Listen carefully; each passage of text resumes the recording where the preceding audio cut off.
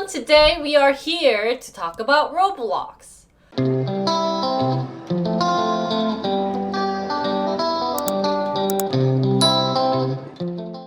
Which actually the name is created by blending the word robots and blocks. Their slogan is powering imagination, and you will kind of understand why that's their slogan. So let's move on. Their company profile, their mission statement was to inspire imagination, while their vision statement was a single global community playing together and communicating with each other in real time, regardless of geographical and language boundaries. Wow, that's actually very easy to remember, and I think they're doing a really good job of trying to match up to their vision statement. But this is what I actually thought about what Roblox was. I don't know, like Minecraft that uses robots for kids? Is that kind of lame? Oh no, I don't want to offend Roblox guys, but I honestly, for the longest time, thought this, because Minecraft came first in my generation, so Roblox was more for kids, while Minecraft were kind of for adults, was kind of what I envisioned. But let's look into it. So, this is David Bakuzi. A little bit about him. Obviously, he was born in Canada. He actually joined Stanford University, so he was very smart, where he studied engineering and computer science. He also graduated with General Motors Scholar in electrical engineering. So he, instead of going to a certain type of company, he actually started his own business called Knowledge Revolution, where they were producing educational applications for Macintosh users. So you kind of understand like what his age might be or how old he is. So their first product was Interactive Physics, which was an application that helped users learn physics. And so after like a few softwares and everything, their business was acquired by MSC. And he actually became the vice president along with the general manager of the company. And what I thought was really interesting was that he also has his own YouTube page. Damn. He is 12K, man. Oh, man. Guys, don't forget to follow me on YouTube. Just gotta put it out there. So let's look into how Roblox started. You're kind of wondering, I mean, yeah, I understand that there was, his own business that does like interactive physics and stuff. Well, in 2004, he actually figured out that the interactive physics from his old job was actually super popular amongst kids. Wow! So at the time, he started a new project called Dynablock with a guy named Eric Castle. A little bit about him was that he actually worked with David at the old company, and they rebranded themselves to be called Roblox in 2005. But look at the game quality. This isn't actually what you guys were thinking of when you guys heard of Roblox, because I think they're much smoother, but they initially were looking like blocks at the time. In 2006, they actually officially launched their company along with their website. So they were a game that was used in their website, which means that you have to play the game on their website. It wasn't something that could be downloaded like what's being done recently. But it's 2006, it's reasonable. Before we go on, I thought this was cute. At the time, they also sold Roblox shirt that said The Killer, and it was like, I don't think that's like $100 created by this guy, but... So, at the time, they also produced a creation engine named Roblox Studio that allowed people to create their games on the platform. Which meant that any users playing, that's playing Roblox could play games that users created by other developers. Now, in 2007, Roblox and COPPA made a agreement or like a partnership, and I looked into what the COPPA was, and it's actually a kids safety type of community, right? Where they wanted the kids under 13 to be restricted using a certain type of language. So what they did was they restricted them by selecting a predefined messages on menu, which kind of sucks. But then later in 2016, they changed their system based on the whitelist with a set of acceptable words and another set of black words for other people. They started a premium membership called Builders Club. So basically a subscribing function on Roblox where they created extra features to big use. And later it also turned into Roblox Premium as the name changed. Now in 2011, I thought this was cute, but they actually were able to hold a hack week. So the hackathon that you guys all know about, Roblox actually got to have one, but you see there's a lot of kids. So they actually held an annual event where developers worked on the outside the box ideas for new development for the companies. They used a coding language called Lua, which was an easy to understand syntax, which kind of looks like this. And for kids to, understand software programming, applications, and actually end up building any type of online games based off of any phones and everything. This was really good in the future because it helped them understand how to problem solve with the problem solve techniques, while getting ready to be prepared for writing in Python, JavaScript, or any of those like big advanced language out there. So during the hackathon, what was really cool was that they had kids programming while adults just went around helping out any issues, or they got really like famous developers out there helping the kids. So it's like a small hackathon for kids with help from the big adults, which I thought was really nice. Now in 2012, they finally not only was on their webpage, but moved on to phones and other game platforms. So this was their first webpage. They moved on to iOS in 2012. Ta-da! They moved on to Android version in 2014. And then in 2015, they had their Xbox One. And finally, in 2016, they had a Windows compatible. So you basically can download Roblox and play it on your on your computer. So it has their own launchers. And the point that they wanted to show here was that they didn't want to leave any gamers behind. So didn't want to restrict kids who just have an Android phone by just having iOS. So they're trying to get to as many platforms as they can so that everyone can play.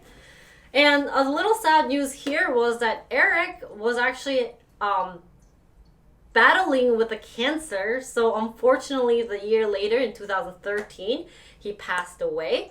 And at the time, he was age 45. But even till like the end of his death, he worked really hard for Roblox. Yeah. Not sad. So young. But I felt like he was very passionate too about the games because he kept staying and working for Roblox. But now in 2013, I have to say, this is one of my favorite features that Roblox has. So they developed a program called Developer Exchange Program. And what it does is that it allows developers to exchange Robux earned from the games into the real currency. So you guys are like, what is this Robux? Like bucks? It's like buck, kind of get it? Buck, Robux. Well, it's their gaming money. So you guys know, like Steam has their Steam Cash, and like they have their own gaming cash. But what Roblox did was that you worked hard developing your own game, people paying the gaming money to buy it. Well, you know what? You can actually exchange it for actual real world currency. But there was some criteria. How to apply. First, you gotta earn at least 100,000 Robux. And you can cash this out amount at $100. So one Robux equals $1. And then the cap at the time was set to 500,000 Robux, which was $500 USD. And hopefully, they were anticipating to add participation levels in the future, so make it maybe bigger and stuff. Second, you need to have a PayPal account, so that's how they were gonna send their money. And this is, and that means that you need to have a verified email address with Roblox.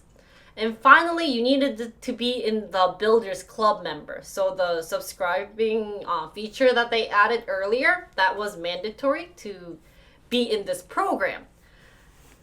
But thinking about that, that meant that kids can actually have a legit excuse of earning, like playing game to earn money. Now, 2015, they added a feature called Smooth Terrain, which was to increase the graphical fidelity of terrains and other like things on the in the game, and change the physics engine from block-oriented style to actually a smoother and more realistic. So in the interview, they said that they wanted to look into being more realistic instead of more block, so that kids can be more artistic with designing their Roblox. So for some of the examples I brought this was like the start, but in the end, this is how like kids can make really cool function or features or designs was this. I don't know, it's more realistic now in 2016, this is super duper cool, is that Roblox was finally moving on to the VR. They actually got a Roblox version for Oculus, which meant that 10 million games were available from Roblox. And this is actually one of their employee playing the game. So it's kind of getting it into the reality of what they wanted to be doing, where they wanted to build their own like world, and having a VR involved, it's like getting closer to what they wanted. Now in 2017, they started launching toys based on its user-generated games. So obviously Roblox's games were out there. So they wanted to actually have 40 characters in the first wave, and they were all created by users, which was really cool. Like, it's like I can buy a toy that was made from me. Probably one of those like popular characters, but it was still cool. And then users can earn loyalties based on the toy sales, as long as how they do it in the game sales. So they wanted to now move it from online to offline by selling the items, but it's just another way of making profit. Now in 2020, this is when COVID hit, so what Roblox did to make that more entertaining, or to have another way of people enjoying Roblox, was that they created a party place, which was an online hangout. Surprisingly, at 2020, when the COVID hit, other games such as Fortnite did make it, so they were like the third or the fourth.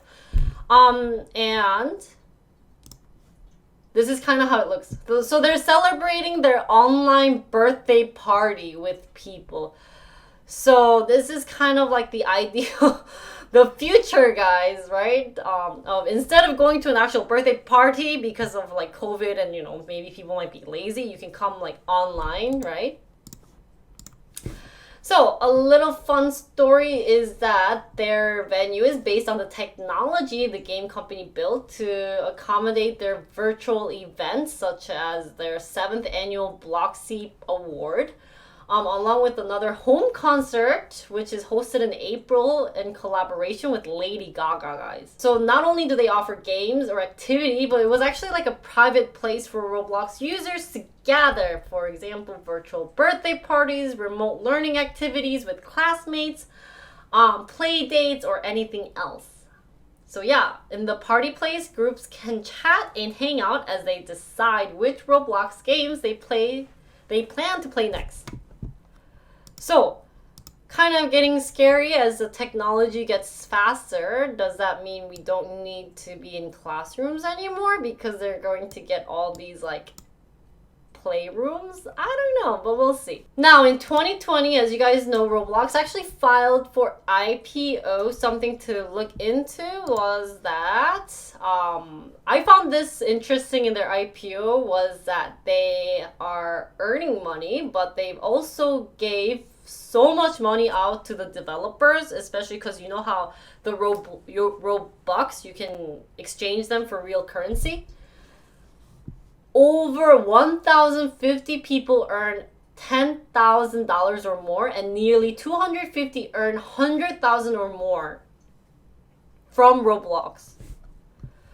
So in total, for the 9 months ending September 30th of 2020, Roblox developers earned 209 million, up from 72.2 million from the same period last year. The company also noted that the developers not always cash out their Robux, and instead will sometimes reinvest them into the game. But look how much like this ecosystem of earning cash and spending cash or actually making it into real currency is working out in the Roblox world. Also, they included some potential risk, including the fairly common risks such as the filing in the gaming space, such as like the seasonality of the business. Obviously, once the kids are in school, less people are going to play Roblox compared to when they're on breaks. Also, it's a dependence on the online network and potential regulatory shift. And recently, the COVID-19 pandemics were their potential risks, but they also had their backup plans. Also in 2020, I found this another interesting was that Roblox cleared for launch in China, which meant that they are finally going to China.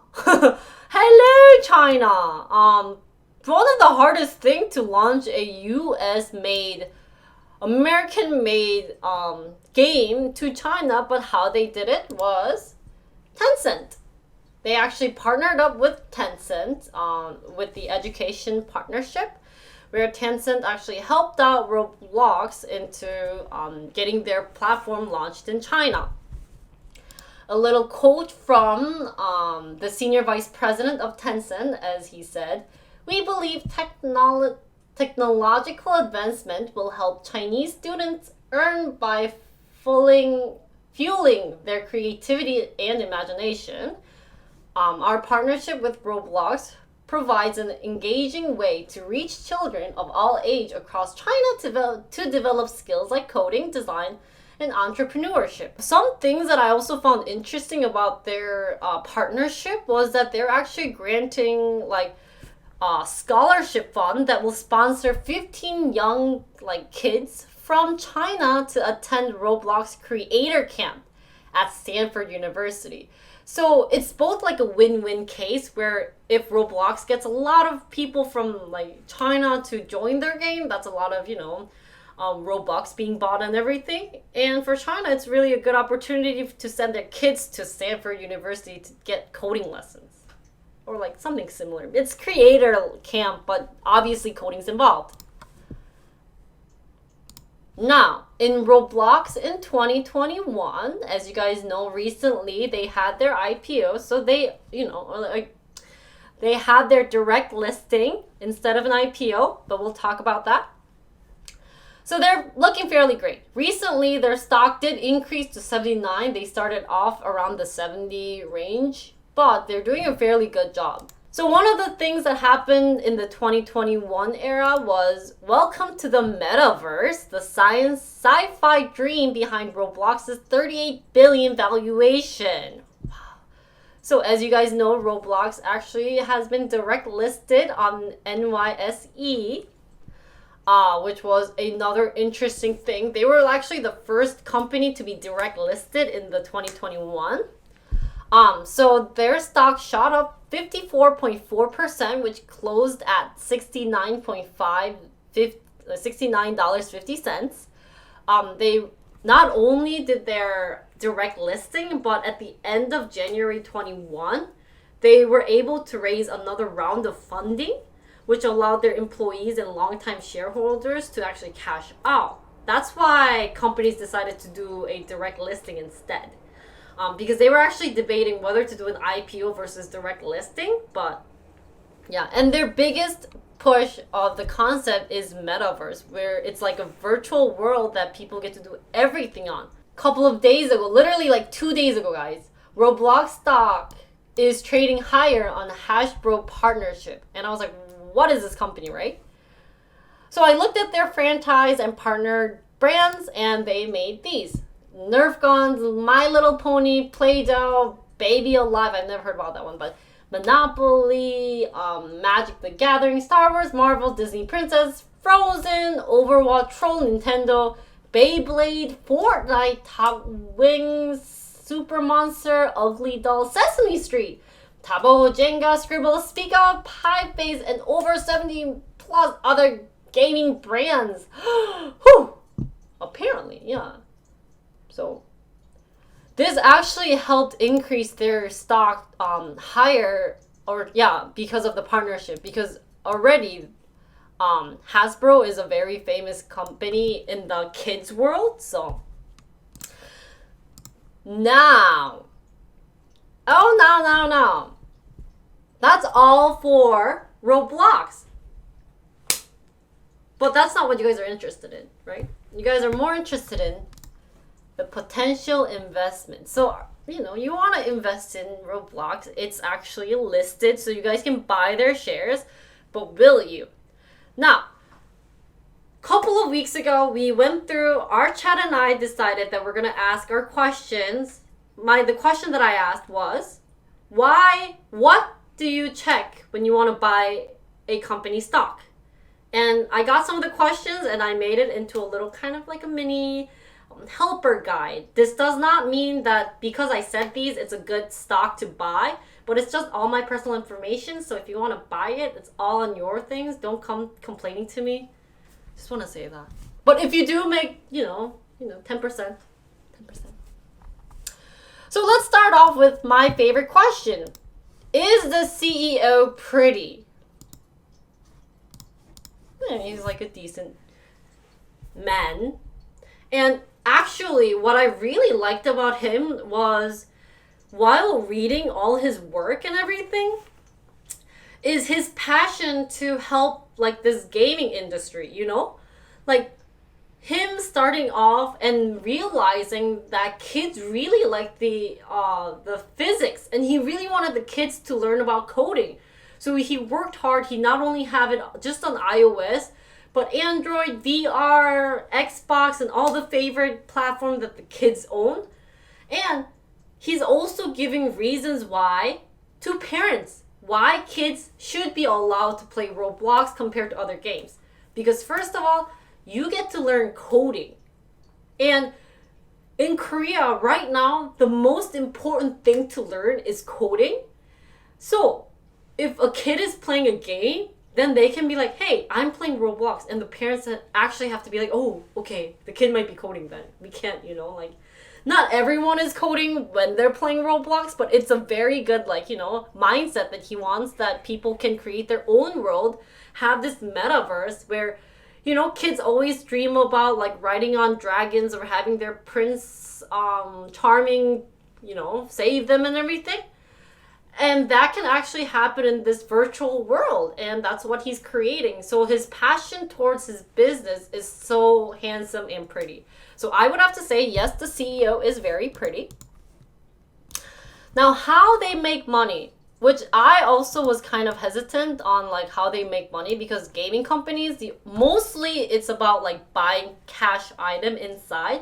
But the fact that they can trade their money back to the real world was kind of like, oh, wait, are you sure? Like, do they actually earn money?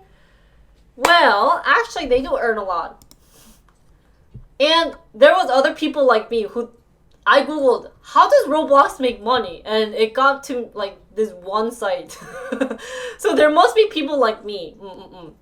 So their biggest thing have to be Robux, because not only people can make Robux, but to make it, you actually have to purchase it with real money. So people who don't code to make a game, but wants to play a game, you have to buy Robux.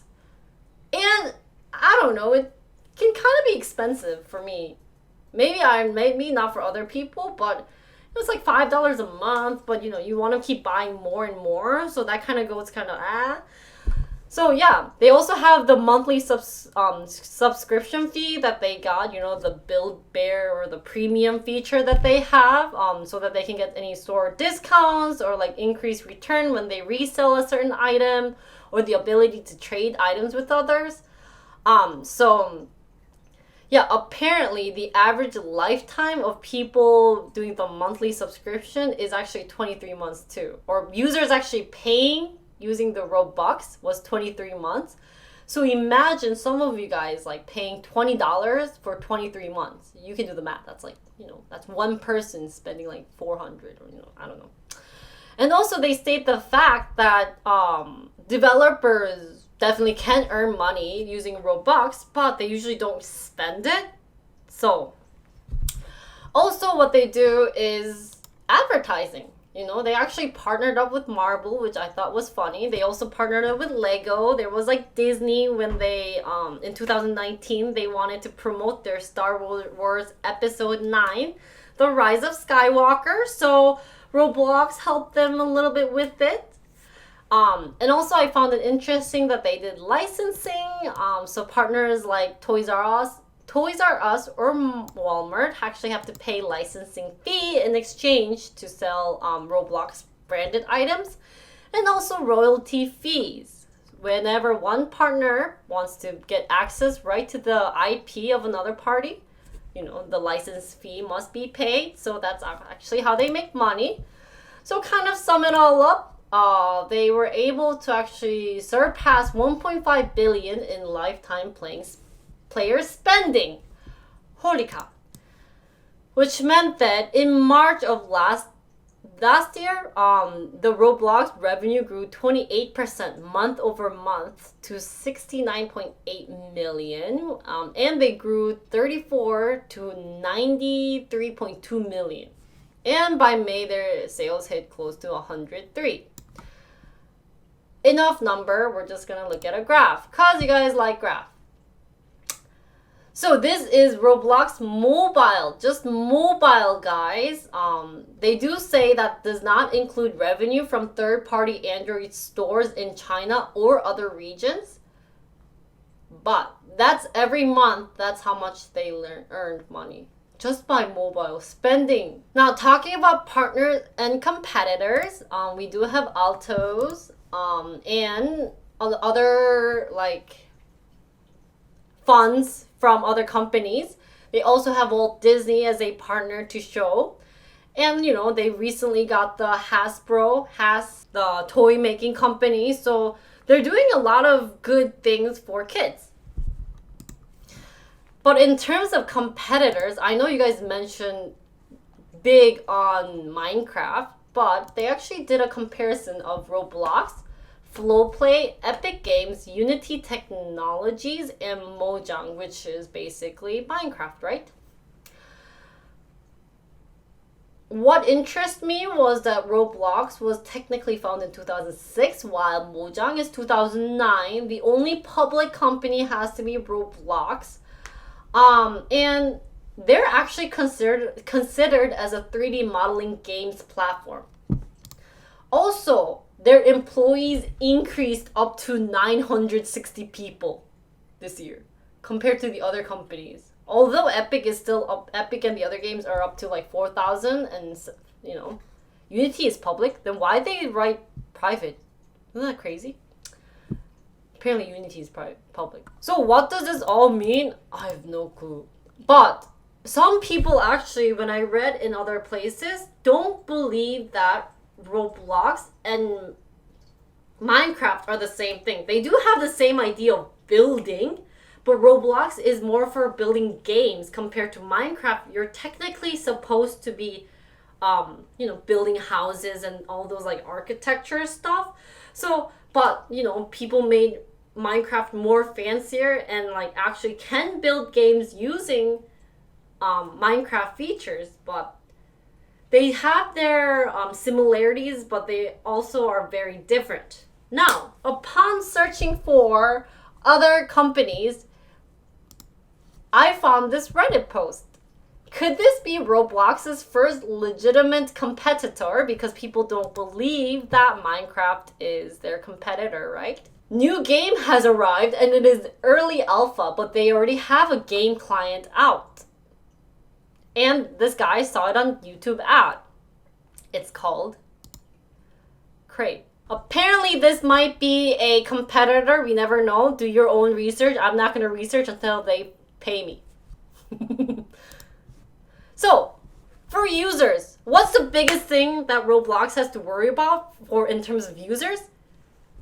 Kids and parents. Criticism. The biggest thing that they're having issues with is, rough words. The swear words. Profanities and offensive content. That the people are saying. So they were concerned about whether the company's automated system is moderate content can effectively delete the potential offensive word and images that pop on the platform, which I found it funny. Someone had the name, I'm not gonna say it, but it was so offensive. It's had the word rape in it and a word daddy in it, and it was actually allowed. So they were actually very concerned, and I would be too. So Roblox is now offering a privacy setting where the parents can actually limit what a user can contact and restricting access to private servers. Also turning on the parental control, which means that they were kind of, figuring out ways to prevent that. Also here, the spokesman, Teresa, said that Roblox has no tolerance for inappropriate content, which is why we have stringent safety system, including proprietary text filtering technology, third-party machine learning solution, and customized Yeah. Long word, big word, fancy word. They're trying their best. But any games. People come up with the most craziest ways to write swear words. Not gonna lie.